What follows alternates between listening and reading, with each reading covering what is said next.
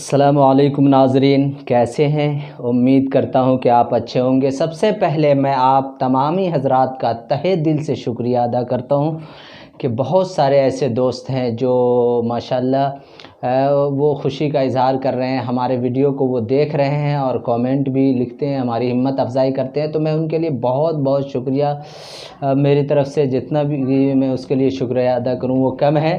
तो चलिए, आज का हमारा टॉपिक है किनाया। किनाया के माने आते हैं छुपा हुआ के, इशारा करने के। क्या मतलब? यानी पोशीदा तौर पर बात करना। किनाया के अंदर जो है वो पोशीदा तौर पर बात किया जाता है, इशारों में बात कहा जाता है। यानी दो शेर के अंदर ऐसा लफ्ज़ लाया जाता है कि क्या हो, उसमें गौर व फ़िक्र करने के बाद बात समझ में आती है। और जो बड़े शायर होते हैं वो इस तरह के अल्फाज कसरत से इस्तेमाल करते हैं। तो चलिए, इस्तिलाह में और किनाया की ये क्या है, इल्म बयान की चौथी और आखिरी शाख है। सबसे पहले तो आपने तशबीह पहली शाख पढ़ा कि एक चीज़ को दूसरे चीज़ से मुशाबह देना, जैसे अली शेर की तरह है। फिर तशबीह के बाद इस्तिआरा आपने पढ़ा कि अली शेर है। उसमें जो है कि डायरेक्ट मुशब्बह बिही ही को मुशब्बह मान लिया जाता है। यानी जिस चीज़ को तशबीह जिस चीज़ से दिया जाता है, तो जिस चीज़ से तशबीह दिया जाता है उसी चीज़ को असल मान लिया जाता है।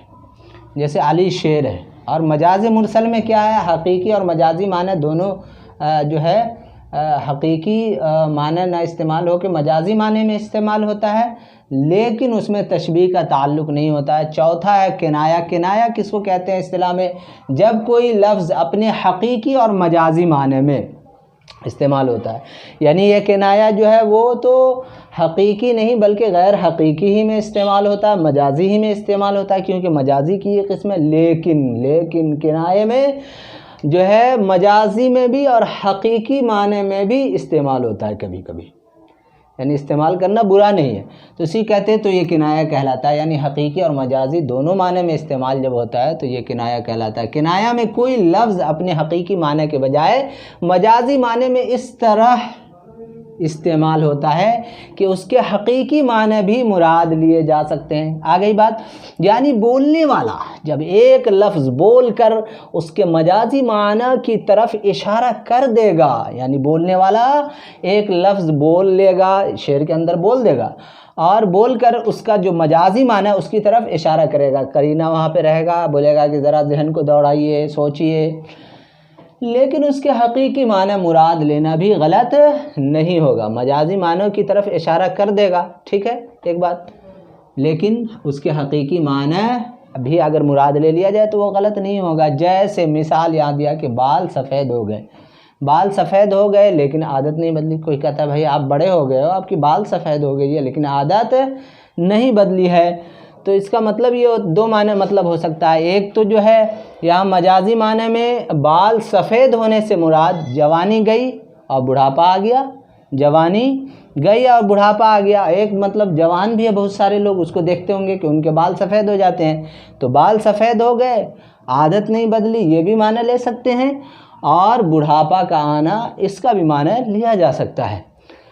अब देखिए शेर में किनाया की मिसाल कहते हैं कि बंद उस कुफ्ल में है इल्म उनका, बंद उस कुफ्ल में है इल्म उनका जिसकी कुंजी का कुछ नहीं पता। ये अल्ताफ़ हुसैन हाली का ये शेर है कि बंद उस कुफ्ल में है इल्म उनका। कुफ्ल से, कुफ्ल के माने ताला के आते हैं, लेकिन यहाँ मजाज़ी माने इस्तेमाल ये किया गया है।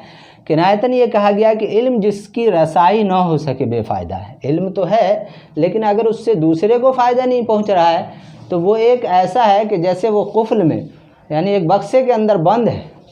तो यहाँ पर गौर करना पड़ेगा, गौर व फिक्र करके जो मजाज़ी माने की तरफ इशारा है, इशारों में जो बात कही गई, बंद उस कुफ्ल में है उनका जिसकी कुंजी का नहीं पता, तो पोशीदा तौर पर बात यहाँ कही जा रही है। शायर खुल कर के नहीं कह रहा बल्कि पोशीदा तौर पर कह रहा है जिसकी कुंजी का कोई नहीं पता। अब देखिए हकीकी माने में एक है मीर साहब ज़माना नाजुक है, मीर साहब ज़माना नाजुक है, दोनों हाथ से थामिए दस्तार। तो मीर साहब को कहा जा रहा भाई ज़माना बहुत नाजुक है, आप जो है दोनों हाथ से थामिए दस्तार। तो दोनों माने दस्तार तो एक पगड़ी है कि अगर कोई चोर उचक्का आया और आप ये पगड़ी को मार दिया, गिर गया, उससे भी आपकी इज्जत जाएगी। और दूसरा इज्जत संभालना, यानी क्या है कि अपने आप को, अपने वक़ार को, अपने इज्जत को संभाले रखिए, है कि नहीं। तो ये दोनों थामिए दस्तार, थामिए दस्तार, थामिए इज्जत और पगड़ी, दोनों माने यहाँ पर लिए जा सकते हैं।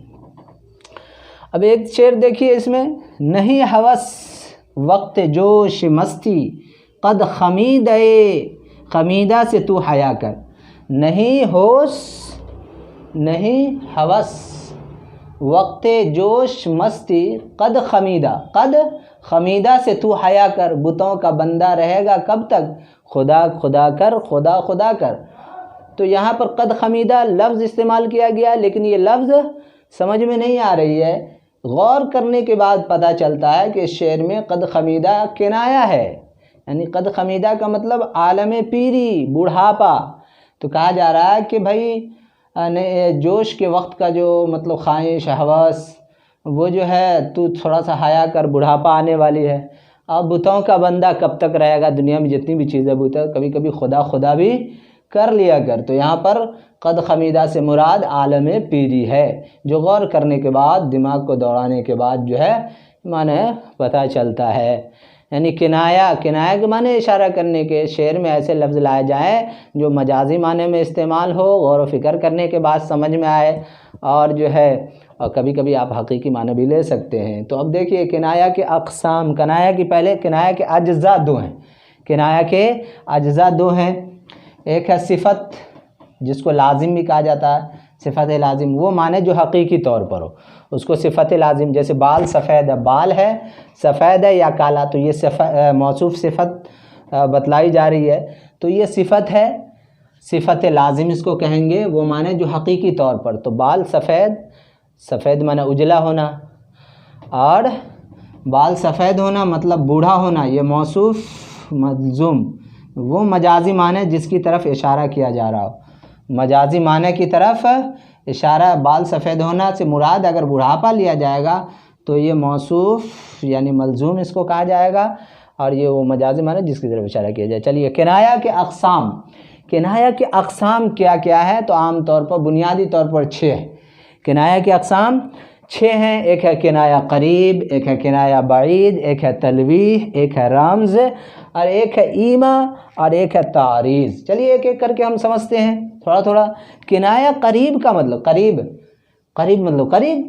किनाया मतलब क्या है, पोशीदा तौर पर जो बात कही गई, जो हम गौर करेंगे तो करीबी में रहेगा, आसपास फ़ौरन ज़्यादा जहन को उसमें गौर व फिक्र में लगाना नहीं, तो मालूम हो सकता है क्या जहन फ़ौरन असल बात की तरफ जाता है, ज़्यादा गौर व फिक्र करनी नहीं पड़ती। कि किनाया करीब यानी मौसूफ़ की सिफ़त का इजहार किया जाता है। इसके अंदर क्या है, किनाया करीब में मौसूफ़ की सिफ़त का इजहार किया जाता है। जैसे हो गया मुँह स्याह, हो गया मुँह स्याह, मुँह सफ़ेद, मतलब क्या है, मुँह सफ़ेद, मुँह में बाल काला, काला बाल और सफ़ेद बाल। थोड़ा गौर करेंगे तो पता चलेगा कि भाई जवानी गई, मुँह स्याह गई, यानी काला बाल जब गई तो मुँह सफ़ेद यानी बुढ़ापा आया, जवानी गई बुढ़ापा आ गया। किनाया बाईद, बाईद के माने दूरी, मतलब ऐसा किनाया, ऐसी उसमें लफ्ज़ लाया गया कि उसको गौर व फिक्र करेंगे तब जहन वहाँ जाएगी, बाईद दूर की तरफ रहता है। तो किनाया बाईद गौर व फिक्र करने के बाद समझ में आता है। सुबह, एक शेर है, सुबह आया जानिब मशरिक नज़र, सुबह आया जानिब मशरिक नज़र, एक निगार आतिशी रुख सर खुला। सुबह आया जानिब मशरिक नज़र, एक निगार है। अल्लाह, कैसे कैसे लफ्ज़ को इस्तेमाल किया गया। अरे गौर व फिक्र करने के बाद जब पता चला ओ सुबह आया, अच्छा जानिब मशरिक नज़र, जब सुबह आया तो मशरिक में सूरज निकला, मशरिक नज़र, सुबह आया जानिब मशरिक की जानिब नज़र, जब एक निगार, एक अंगारा, एक आग का मतलब एक गोला, आतिशी रुख सर खुला, मतलब आग का गोला जिसका सर खुला हुआ था, ये तो हुआ। लेकिन इस शायर का क्या मतलब हुआ भाई, वो सूरज तो निकल रहा है, मशरिक की तरफ निकलता है, कहने के जब गौर किया तो कहा अच्छा जानिब मशरिक से मुराद सूरज है, और एक निगार मतलब खूबसूरत चेहरा, मतलब महबूबा की तरफ वो कह रहा है कि सुबह सुबह मेरी नज़र जो है एक ऐसे सूरज की तरह चमकते हुए चेहरे पर पड़ी जिसका जो है चेहरा भी सूरज की तरह गोल था और सर भी खुला हुआ था। तो ये किनाया बैद हुआ। एक होता तलवीह, ये किनाया का बहुत अहम ये है। कहते हैं कि बराह रास्त बात समझ में नहीं आती, बराह रास्त बात समझ में नहीं आती, दिमाग को बहुत घुमाना पड़ता है। तलवीह का मतलब होता है कि आप शायर का जो है लफ्ज़ किनाया के अंदर ऐसा लफ्ज़ लाए कि उसको आप गौर कीजिएगा तो जल्दी समझ में नहीं आएगी। खूब जब आप दिमाग लगाएंगे, घुमा फिरा करके बात दूर तक जाती है तब समझ में आती है। देखिए एक शेर कहते हैं, मगज़ को बाग में, बराह रास्त बात समझ में नहीं आती, दिमाग को बहुत घुमाना पड़ता है। मगज़ को बाग में जाने न दीजिए, ये बहुत मशहूर शेर है। मगज़ को बाग में, इम्तिहान में आ सकता है, मगज़ को बाग में जाने न दीजिए कि नाहक खून परवाने का होगा। मगज़ किसको कहते हैं? जब देखा तो शहद की मक्खी को, तो शहद की मक्खी को बाग में जाने न दो कि नाहक खून परवाने का होगा। भाई शहद की मक्खी जाएगा तो परवाना उसका खून कैसे करेगा? तो कहा मगज़ को बाग में जाने न दीजिए, यानी ये शहद की मक्खी जो है जब बाग में जाएगी, शहद की मक्खी जब बाग में जाने के बाद वो फूलों के रस को चूसने के बाद वो फिर वहाँ से आएगा, फिर छत्ता बनाएगा, छत्ता बनाने के बाद उसमें शहद होंगे, फिर उस छत्ता से मोमबत्ती बनाया जाएगा, मोमबत्ती को जलाया जाएगा, फिर उस पर परवाने आएंगे, फिर वो परवाने उससे जलेंगे। तो ये चीज़ें हैं। तो कहा गया तलवी, तो कितना घुमा करके बात को पेश की गई है। अब देखिए एक है रम्ज़ किनाया की, चौथी किस्म रम्ज़ है। रम्ज़ के माने छुपी हुई बात, ज़्यादा वास्ता ना हो, इसमें भी छुपी हुई बात हो, लेकिन रम्ज़ में क्या है, ज़्यादा छुपी हुई बात ना हो, ज़्यादा वास्ता ना हो। कहते कुछ करो फ़िक्र उस दवाने की, लफ्ज़ दवाने, कुछ करो फ़िक्र उस दवाने की, धूम है फिर बहार आने की।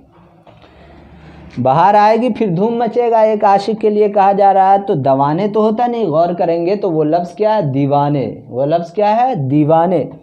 तो कुछ करो फ़िक्र उस दीवाने की, असल में धूम है फिर बहार, ये लफ्ज़ तो है लेकिन जो है वो मजाजी माने में इस्तेमाल हो रहा है। इसको गौर करेंगे तो थोड़ा सा समझ में आ जाएगी। इशारा, ईमा, एक है पाँचवा क्या है इसका किनाया के अक़साम में, ईमा, जल्द ही समझ में आ जाती है। इशारा कोई भी चीज़ होगा, आप इशारा, ईमा के माने ही इशारा के आते हैं, जब आप इशारा किया हुआ जल्दी बात समझ में आएगी। शिरकत शेख बरहमन से मीर, ये मीर का शेर है कि वो कहता है शिरकत शेख बरहमन से मीर, अपना काबा जुदा बनाएंगे, अपना काबा। अब काबा भाई एक काबा तो एक ही है, फिर ये अलग से काबा क्यों बनाएंगे? तो काबा को जब गौर करेंगे मतलब अलग थलग, अपनी अलग दुनिया बनाएंगे, काबा मतलब अलग दुनिया बनाएंगे। छठा है तारीज़, तारीज़ के माने आते हैं छेड़छाड़ करना, मुखालफत करना, तनकीद तंज़ करना। यानी शायर किनाया में इशारों में अपने जो उसके जो माशूक दोस्त होते हैं, जो उसके माशूका या इस तरह के जो लोग हैं, तो किनाया में इशारों में क्या करते हैं, उसका तंज़ या तनकीद उस पर करते हैं। शेर के अंदर कहते हैं कि हम बदनाम हैं झूठे भी हम ही हैं बेशक, हम बदनाम हैं झूठे भी हम ही हैं बेशक, हम सितम करते हैं और आप करम करते हैं।